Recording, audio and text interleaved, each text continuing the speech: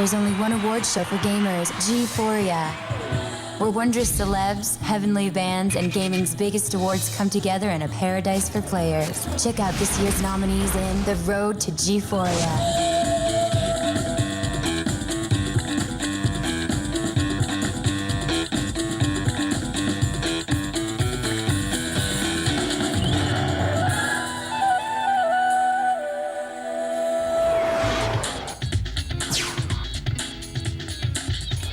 What makes a video game great? I would say the graphics, the concept, story. It's got to be something that you want to keep picking up over and over again. I mean, great graphics are nice, but you can't have a great game unless it's fun to play. I don't think it's graphics, and I don't think it's buttons. I think it's spirit. The number one thing is fun. You have to be able to sit down, and you have to not want to leave. So that's probably the greatest thing in the world. Graphics, sound, all that other stuff is all secondary to that. The nominees for favorite character. So Sam Fisher, I mean, he's a cool guy because he's just like the perfect spy. You have Michael Ironside playing Sam Fisher, so he creates this great gravelly voice for him. You've always had a talent for the obvious. And he's sort of sneaking around, and he just feels like a cool, hip spy that you want to play. Who doesn't want to sneak around in the shadows and still feel like you're a badass? I mean, you don't need to fire a rocket launcher to be able to do that. Sam is the ultimate super spy. He's not quite as suave as James Bond. He's always in the shadows. But, I mean, if you're a gadget freak, you gotta love it. He's got gadgets galore. That Sam Fisher is the most complex video game character in history. No other game has ever introduced a protagonist who's so conflicted about what they do. The world is small, nasty, and complicated, and everybody dies alone.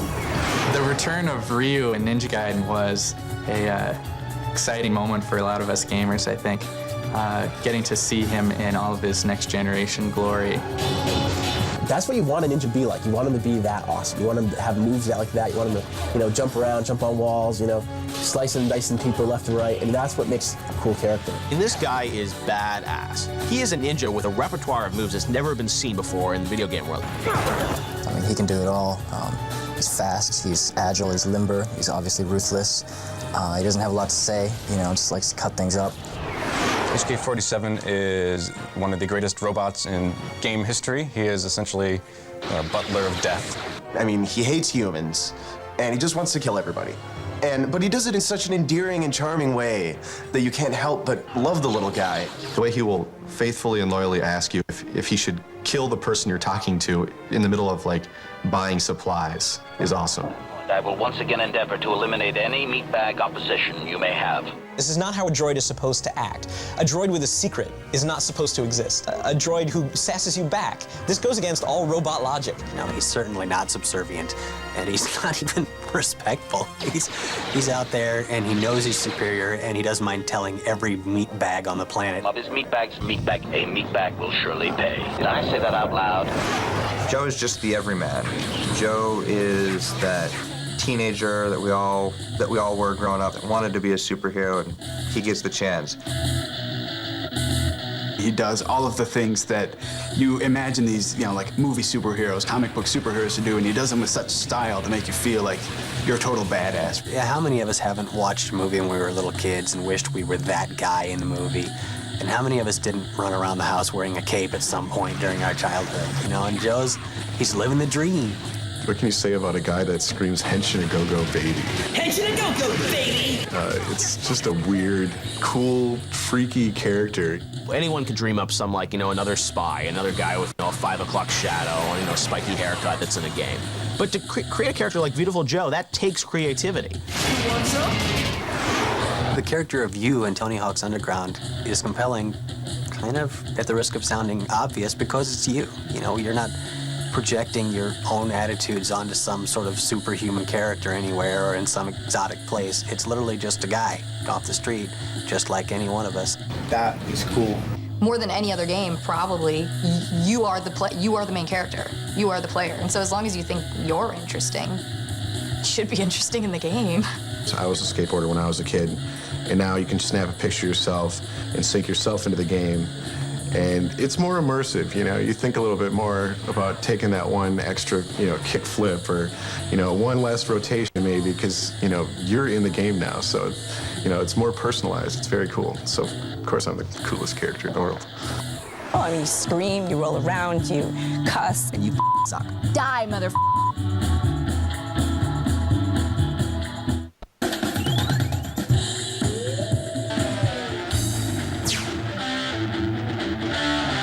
I'm a busy man.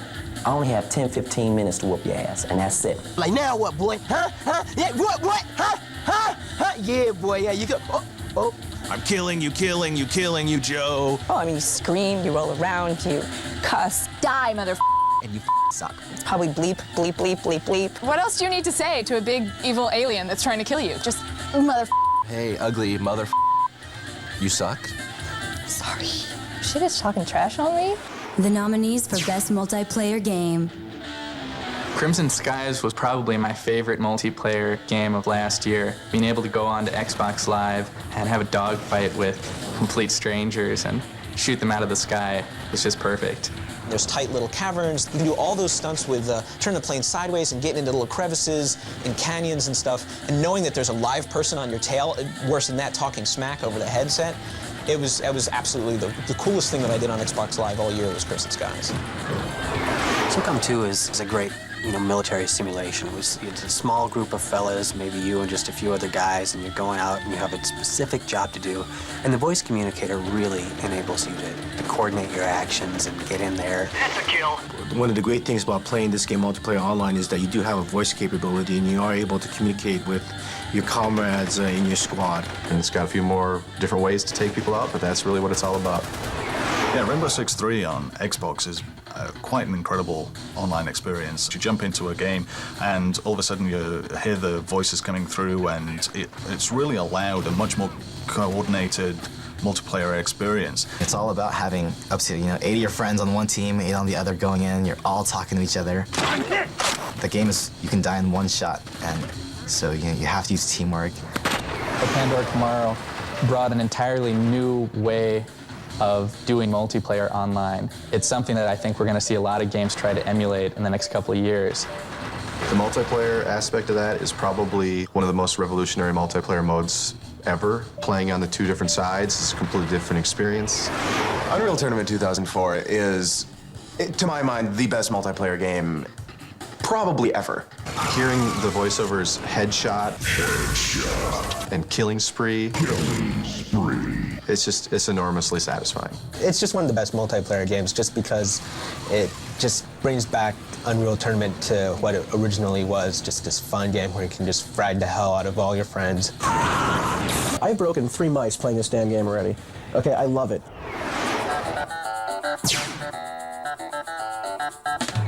Okay, this may sound weird, but you know how you're like in the bathroom for a long time? The bathroom, man.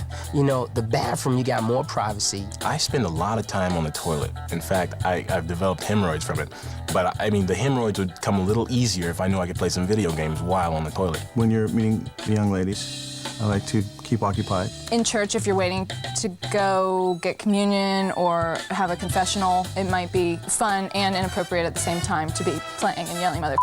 I had a great idea with this. I would love to take a Game Boy, play a video game during a screening of The Passion of the Christ. And I would keep it just out of frame, and the whole movie I'd be playing and yelling kill him! Die! Look at you, you're all bloody now, I'm kicking your ass, man, die, die, die! And then when the Christians got upset, I'd say, no, I'm talking about Max Payne, see, not your Lord and Savior. I would love to play naked at the Vatican. Is that so wrong? The nominees for Best Handheld Game. Castlevania Aria of Sorrow brought back the old Castlevania that all of us loved. And it brought back everything that's great about vampire hunting. The thing that warms my heart about this series continuing on the GBA is it continues almost uninterrupted from, its 16-bit days. Castlevania for me kind of embodies what gaming is all about. It's one of the reasons that I've got into gaming in the first place. Final Fantasy Tactics Advance is the biggest time suck on GBA. And the best part of it isn't that it takes so much time, it's that you love every second of it. That game stole more hours of my life than I think, any other handheld game ever. You don't need lots of graphics, it's not complicated. It's really deep, and that's just exactly the kind of game you want to have on the go. Mario and Luigi's Superstar Saga is about as close as you can come to having a tribute game to a series that's still in its prime. Superstar Saga is a really, really clever little game. I think it's sort of indicative of what makes Nintendo still relevant, even in this day and age. Fawful, the villain, is probably my new favorite video game character. And it gets to show I have fury, I am the mustard of your doom, and stuff like that. It's just great. Metroid Zero Mission is just the culmination of Metroid evolution over the last however many years since the original one was released. Everybody remembered playing Metroid on the NES, and to be able to return to that same environment, and yet it was a new environment, was really exciting. Metroid was one of the best games of all time, and they just took it and they made it better. WarioWare is the most frenetic, fast-paced, crazy game. I mean, how can you not like a game where you're picking noses and you're wiping out boogies? It's so random, so quirky, but you cannot put it down. It's like a game that has ADD. If you can't keep a thought for more than 3 seconds, this is the game for you. That game makes me giggle.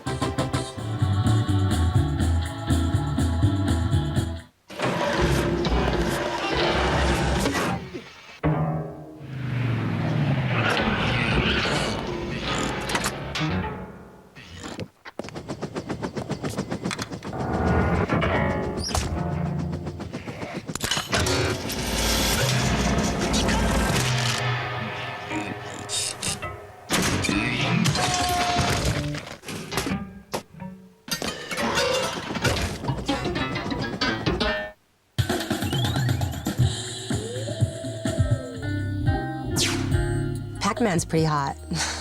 Well, he looks like he's really good with his mouth. The one in particular I think I really have a chance with is Polly, the hot blonde from the original Donkey Kong. Wonder Woman. Always have been in love with Wonder Woman. The two men in her life are Mario and Donkey Kong, both big, fat, hairy guys. I fantasized about Thunder the Barbarian. I fantasized about animated Tarzan. I think I have a great chance being a fat, hairy slob. I'm gonna also go with Pepe Le Pew because there is something really attractive about his confidence. I love Betty from Archie comics. If Betty could be made into a video game, that would be the ultimate video game chick. I do want to clear one thing up though. Pepe Le Pew does not stink because he's a skunk. He stinks because he's French. Do you guys remember Super Chicken? Jessica Rabbit from Roger Rabbit. Oh, Jessica Rabbit's hands down. That damn Jessica Rabbit, man. Wow, man. The nominees for hottest character. Who's the hottest character who had the least screen time in a game? It's probably Farrah from Prince of Persia. She has personality and she's a headstrong girl and she knows what she wants. Farrah was a great character because she was, not only was she hot, but she could also get the job done. Please don't look at me like that. She's simple, she seems down to earth. It's like the girl you don't want to have one night stand with, but you want to marry. Yeah, Ivy sort of appeals to the darker dominatrix side of video game hotness. A little bit disturbing. Okay, now here's where borderline's on fetish phase. When you see a woman dressed up in leather with a sword, whip thing, and, starts, pulling all these random moves and splits in midair. You know what? I felt weird playing the game. I felt a little unclean, but, I soldiered through. There'll be people who say, I'm not into that sort of thing, but everyone is into that sort of thing. What can you say about a woman with whip and leather? Tasty.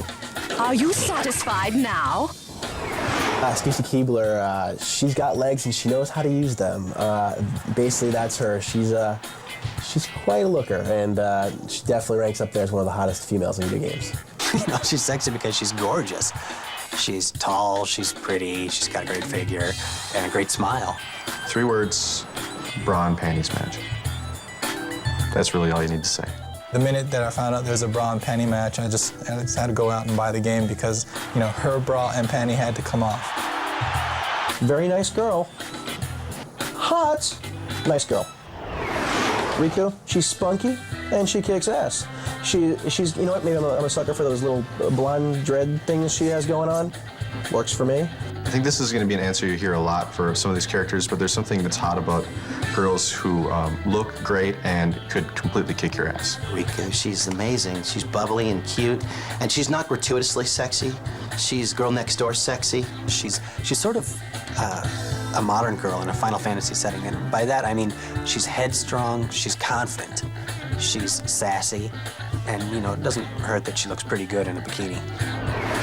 Vanessa Schneider in Piano 3 looks cool every move she makes.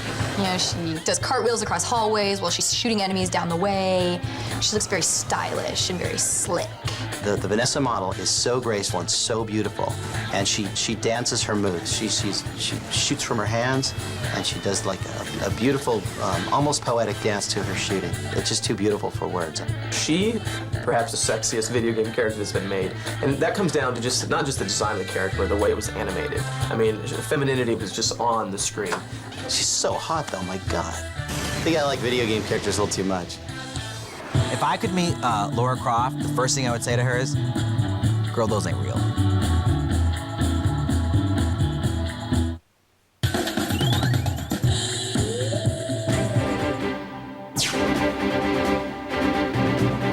Not interrupting, am I? I'd ask her if it's, you know, if she's on, is it low carb? Like, what is it, extra cardio? I don't know what it is she does, but she looks really good. If I could meet Lara Croft, the first thing I would say to her is, girl, those ain't real. Well, I'm not quite sure where you're coming from. Put the gun down, baby. Let's just take a little swim. Go find some treasures. That is sick, man. Why y'all asking me that? Lara Croft, personally, I just want to be her butler. Because you know she's tired when she gets home. She needs somebody to rub her feet, rub her back, you know, relieve that bra of some stress. Give a girl a break. I think that if I met Lara Croft, I would definitely ask her, do you also make out with your brother? No, and no. Why don't you seriously consider a breast reduction? Because she's doing all this fighting and climbing and kicking, and that's got to cause serious lower back pain. Over my dead body. Because she's got nice guns, you know? I mean, muscles. Don't you think you've seen enough? Nominees for Best Female Voice Performance. Nice prize, but I have a better one. Shannon Elizabeth was surprisingly funny in that game, and she was much more natural than I sort of expected her to be. She was surprisingly entertaining and likable. I was impressed. Well, Shannon Elizabeth looked great on the title screen, didn't she, in that silky dress? Well, I think all the characters in the Bond game really helped make it feel like it was, they were building something like a movie in a game, and her part wasn't huge, but then the Bond girls tend not to be, and they turn up and look good and then have some kind of terrible distress, and you have to go and rescue them. And she was great for that. She said all the right things, and she looked good, and so it worked. All of the nanobots were destroyed, except for one. Heidi Klum in James Bond is, she's the girl you've always wanted to be in that game, and her digital version is very nice. Does it look like me? When I loaded up the game, I'm like, okay, here we go, model, whatever. She actually did a good job. It surprised the hell out of me. Convincing and sultry voice, too. I mean, total package. And I'm a real bad girl. Maya in James Bond, Everything or Nothing, pulls off doing the theme song, playing a secret agent, getting captured, then getting rescued. Thank you for saving my life. All the while, you know, playing this sort of undercover lounge lizard. She didn't just do a voiceover session for James Bond Everything or Nothing. She actually wrote her own song for the game. So, you know, she wasn't just going in for a 2-hour recording session. She spent hours in the studio actually writing, producing, and recording a whole song for the game. With her, I think she was as much about making it feel more than a Bond game and more of a Bond movie.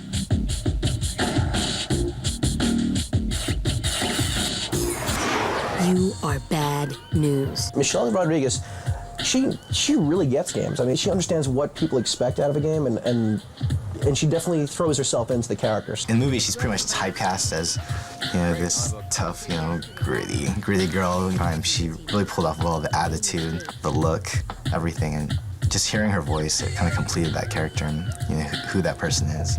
Nick, don't do this. She's got a certain something in movies, and I think it was interesting that it did come across in her voice work in True Crime. Oops, must have slipped. There's something a little bit sassy about her, and I think, it really worked. And I suppose that would make you the poster child for anger management?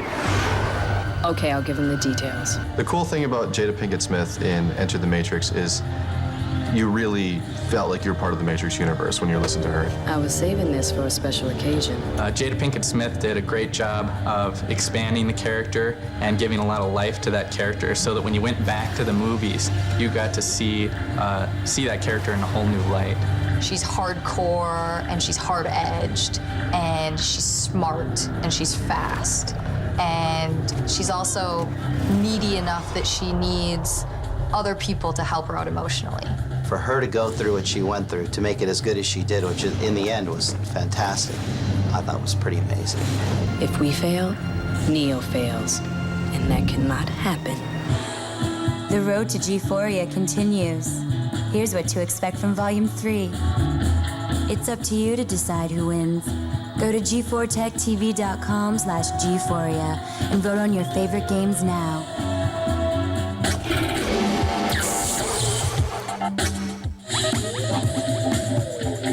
It's up to you to choose which games win at this year's G-Phoria, the award show for gamers. Go to G4TechTV.com/G-Phoria and decide who gets best game, character, soundtrack, and more. Press, vote, and make your voice heard. It's all part of G-Phoria, presented by EB Games and Jeep.